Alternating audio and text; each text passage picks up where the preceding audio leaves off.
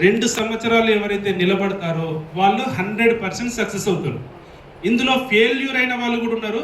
So ఆ failure అయిన వాళ్ళు కూడా ఏం చేసిరు అంటే, సో ఈ 2 సంవత్సరాలలో బోరింగ్ని ఆపి కొట్టిన వాళ్ళు. అర్థమవుతుందా? సక్సెస్ అవుతున్న వ్యక్తులు, కంటిన్యూగా కొడుతున్న వ్యక్తులు. ఇదే డిఫరెన్స్. సో కాబట్టి మనందరి లైఫ్ మారడం కోసం ఇది ఒక అద్భుతమైన అవకాశం.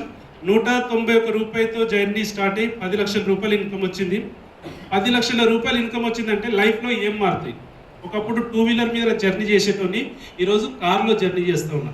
2 కార్లు తీసుకున్నా. 8.5 లక్షల కార్ ఒకటి, 19 లక్షల రూపాయల కార్ ఒకటి తీసుకున్నా ఈ బిజినెస్ నుంచి. 2 కార్ అచీవర్స్. సో రెండోది వచ్చేసి ఒక అద్భుతమైన ఇల్లు తీసుకోవడం జరిగింది. తెలంగాణలో ఫస్ట్ 1 CR పెట్టేసి 2 BHK హౌస్ని నేను కొనుక్కోవడం జరిగింది త్రూఅవుట్ వెస్టేజ్ ద్వారా. సో నేను కొన్న తర్వాత నెంబర్ ఆఫ్ పీపుల్స్ మళ్ళీ ఇల్లు కూడా కొనడం జరిగింది చాలామంది. సో వాళ్ళ యొక్క లైఫ్లో ఉన్న డ్రీమ్ను ఫుల్ఫిల్ చేసుకుంటూ ఉన్నారు. అండ్ మూడవది వచ్చేసి ఒక పక్క స్టేట్ కూడా వెళ్ళలేని మనము సో ఈరోజు వెస్టీజ్ ఆపర్చునిటీ ద్వారా 4 ఫారెన్ టూర్లు విజిట్ చేయడం జరిగింది. అందులో ఫస్ట్ వన్ వచ్చేసి థాయిలాండ్, రెండవది వచ్చేసి స్విట్జర్లాండ్, మూడవది వచ్చేసి దుబాయ్, 4వది వచ్చేసి సింగపూర్. ప్రజెంట్ ఇప్పటి వరకు 4 దేశాలు కంపెనీ ద్వారా ఫ్రీగా వెళ్ళి రావడం జరిగింది. సో డబ్బులకు ప్రాబ్లం లేదు, కార్లో తిరుగుతున్నాం, స్వంత ఇల్లు ఉంది.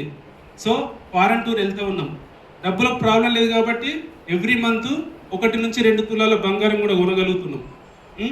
అండ్ పిల్లలకి ఇంటర్నేషనల్ స్కూల్లో ఎడ్యుకేట్ చేస్తూ ఉన్నాం, పేరెంట్స్ని చూసుకుంటూ ఉన్నాం.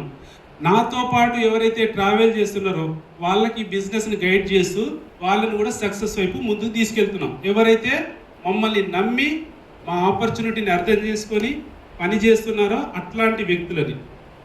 ఓకే, సో ఇది మన యొక్క లైఫ్. ఈ 8 సంవత్సరాలలో ఒక జీరోలో ఉండే నేను ఈరోజు ఒక సెలబ్రిటీ స్థాయికి కూడా రావడం జరిగింది. సో ఇట్లాంటి లైఫ్ మనందరికి కావాలా వద్దా? కావాలా? మరి మనం చేస్తున్న పనిలో ఉందా? లేదు కదా. సో ఇంకొక గొప్ప విషయం చెప్పాలా? సో ఇప్పుడు లేడీస్ ఇంతమంది ఉన్నారు కదా, సో మీరు కష్టపడుతున్నారా లేదా? ఇప్పుడు భర్త